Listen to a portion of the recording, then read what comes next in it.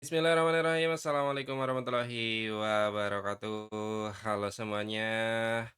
Balik lagi bersama saya Nurul Hadi Pauji di channel Ngapakpedia. Oke, jadi berkaitan dengan e-ijazah, kemarin saya sudah upload video tentang ijazah, kemudian cara konfirmasi data ijazah ya. Dan kali ini adalah berkaitan dengan Verval PD, karena jika ada data e-ijazah yang salah, maka kita harus perbaikan data siswa di Verval PD. Nah, ada beberapa poin penting di Verval PD yang perlu saya jelaskan buat teman-teman operator yang biasanya itu bingung, ini perbaikannya di mana ya kalau seperti ini? Ini perbaikannya gimana ya kalau kesalahannya seperti ini?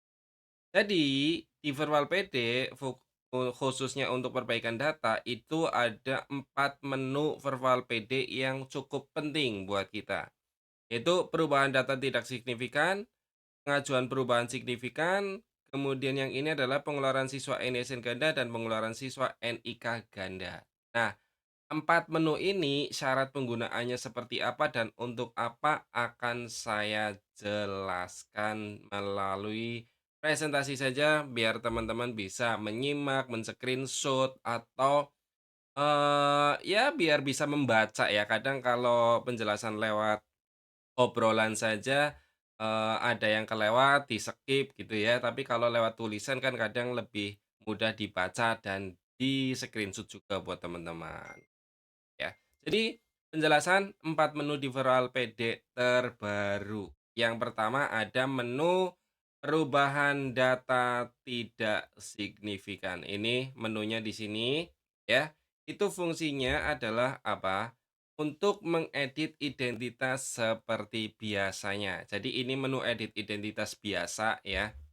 Nah, digunakan ketika pertama kali mau melakukan perbaikan identitas siswa di awal atau ketika perbaikan identitas tidak terlalu banyak seperti nama kurang huruf, tanggal lahir salah sedikit, atau lainnya yang perubahannya itu tidak terlalu banyak ya. Itu menggunakan ini ya. Kemudian, jika kalian belum tahu apakah perubahannya terlalu signifikan atau tidak, maka sebaiknya pertama kali perbaikan adalah menggunakan menu ini, teman-teman. Ya, jadi kalau perbaikan identitas ini banyak apa enggak ya? Ya udah pakai menu itu dulu saja gitu ya, teman-teman. Oke, seperti itu. Itu menu yang pertama. Kemudian fungsi menu yang kedua di bawahnya persis. Ini perubahan data signifikan, ya. Pengajuan perubahan signifikan, ya.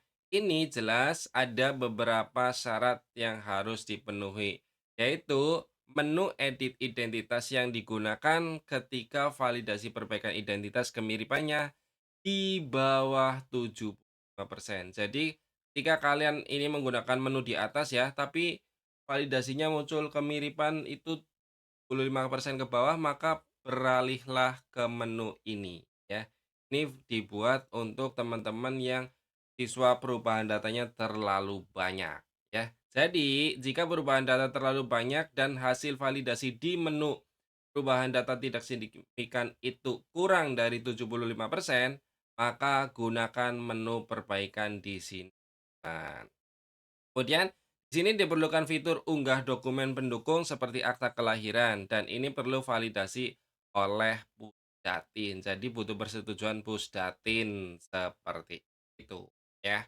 Itu menu yang kedua. Selanjutnya adalah menu yang ketiga, pengeluaran siswa NISN ganda. Dari bahasanya aja teman-teman pasti sudah paham, ini adalah menu untuk pengeluaran siswa tercatat NISN ganda. Tetapi ada syaratnya.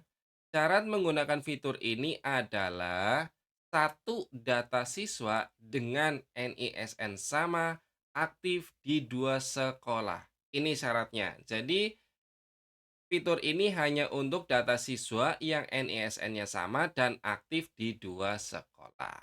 Ya. Kemudian ada langkah-langkahnya juga yang perlu ditempuh.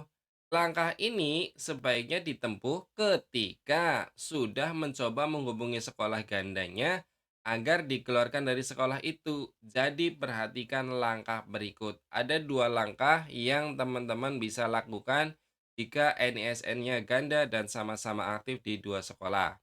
Langkah yang pertama, jika sekolah gandanya mau mengeluarkan siswa itu, maka ganda aktif akan berubah menjadi ganda tidak aktif satunya.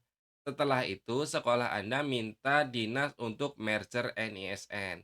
Jadi tidak perlu menggunakan fitur pengeluaran siswa ganda ya, karena sekolah satunya itu mau mengeluarkan siswa itu, sehingga gandanya menjadi tidak aktif yang satu. Setelah tidak aktif baru kita minta merger ke Nas ya.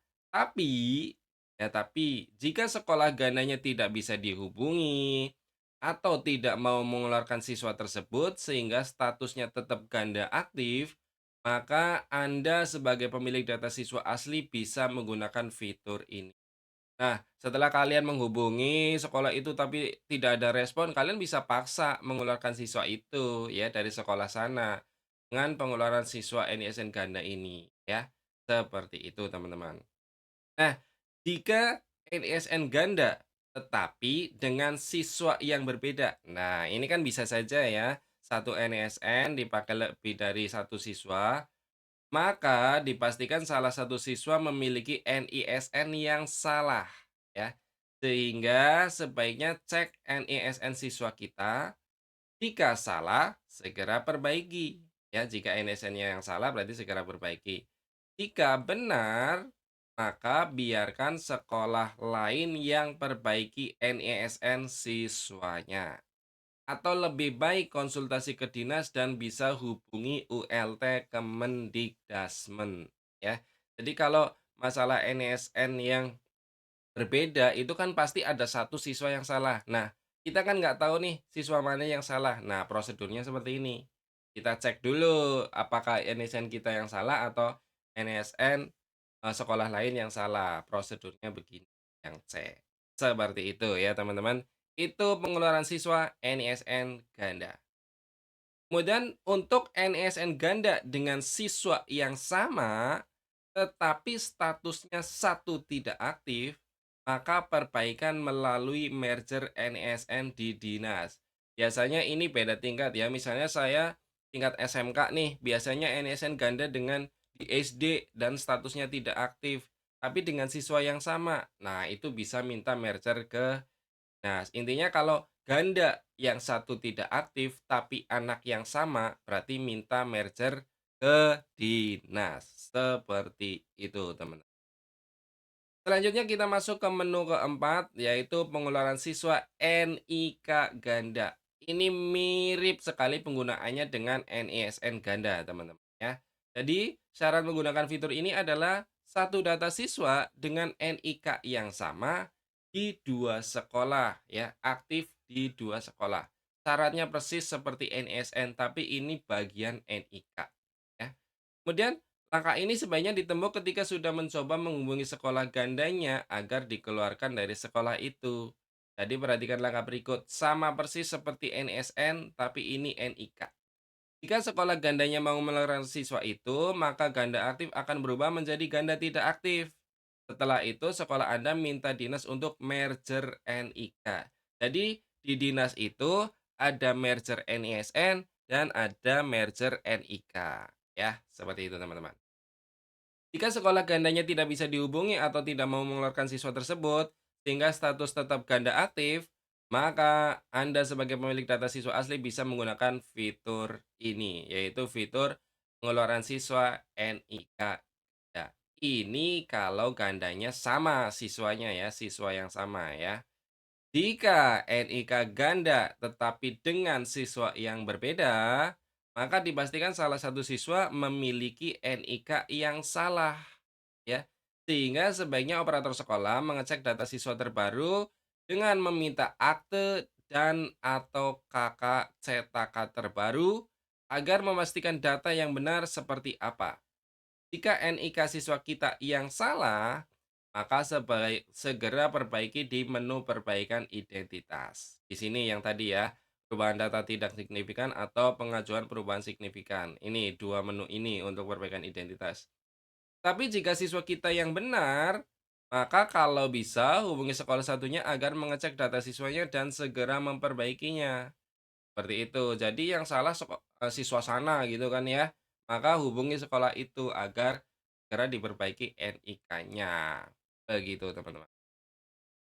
Kemudian yang terakhir, untuk NIK ganda dengan siswa yang sama tetapi statusnya satu tidak aktif, maka perbaikan melalui merger NIK di dinas. Jadi lihat kalian itu sebenarnya residunya itu di mana gitu ya. Apakah ganda aktif, ganda tidak aktif gitu ya. Nah, contoh ya kita kita kasih contoh ya di verbal PD saya itu di residu. Ini di residu ada residu NIK ganda nih, ya, raihan. Kita lihat di sini caranya, kita klik gambar orang nih. Gambar orang klik, ya. Kemudian kita di quality control diklik, ya, di quality control diklik, di-scroll ke bawah. Nah, ini teman-teman bisa lihat, ini dia gandanya sama-sama aktif. Tetapi dengan orang yang berbeda, ya. Yang ini Muhammad Irwan, yang ini Raihan Erdiansah. Kalau menurut PowerPoint di sini, ya, jika jika NIK ganda tetapi dengan siswa yang berbeda, berarti poin C nih. Nah, saya harus ngecek data Raihan. Apakah data Raihan yang salah atau data si Muhammad Irwan Saputra yang salah? Itu, teman-teman. Nanti dua sekolah ini harus memperbaiki. Siapa yang salah, dialah yang perbaikan datanya. Seperti itu. Begitu juga dengan NISN dan NIK ya, intinya seperti itu ya. Ini contoh ngecek aktif atau aktif, aktif tidak aktif, sama siswanya atau tidak ya di sini di quality control. Seperti itu ya, teman-teman ya. Jadi, ya kita langsung masuk saja ke kesimpulannya ya. Untuk kesimpulannya poinnya adalah perbaikan identitas siswa, gunakan menu perubahan data tidak signifikan dan atau perubahan data signifikan. Ini untuk perbaikan identitas ya. Pengeluaran siswa NISN ganda itu untuk siswa yang sama dan aktif di dua sekolah. Pengeluaran siswa NIK ganda itu untuk siswa yang sama dan aktif di dua sekolah. Merger NISN di dinas untuk NISN ganda siswa sama dan satunya tidak aktif. Merger NIK di dinas untuk NIK ganda siswa sama dan satunya tidak aktif. Ya. Kemudian NIK dan atau NISN ganda dengan siswa yang berbeda, maka salah satu siswa memiliki data yang salah sehingga salah satu harus memperbaiki datanya. Bentar, kita lanjut. Patokan dalam perbaikan data, nah ini juga sering ditanyakan kepada saya ya, adalah data yang benar ya. Jadi bukan KK, bukan akte, bukan ijazah, tapi data yang benar yang mana gitu ya. Jika saya ditanya baiknya ngikut akte atau KK atau ijazah sebelumnya, maka saya akan jawab, tanyakan siswanya data mana yang benar dan ikuti data itu. Yang salah yang diperbaiki. Jika kakak dan akte salah, maka perbaiki di tabel. Jika ijazahnya yang salah, maka minta surat keterangan kesalahan ijazah dari sekolah sebelumnya. Ya, setelah dokumen pendukungnya itu semuanya sudah dibenarkan, baru data sekolah mengikuti data yang benar setelah dokumen pendukung diperbaiki jika ada kesalahan. Jadi kalau saya ditanya, "Ngikut akte atau kakak, Bang?" Yang ngikut yang benar yang mana? Apakah aktenya yang benar atau kakaknya yang benar? Jika terjadi perbedaan data antara kakak dan akte, gitu. Ya. Nah, sudah end of slide artinya penjelasan tentang verbal WD sampai di sini saja. Semoga teman-teman bisa paham dan semoga bisa menggunakan fitur ini dengan baik dan benar ya. Terima kasih, semoga video ini bermanfaat. Jika ada yang mau ditanyakan, silakan tinggalkan pesan di kolom komentar.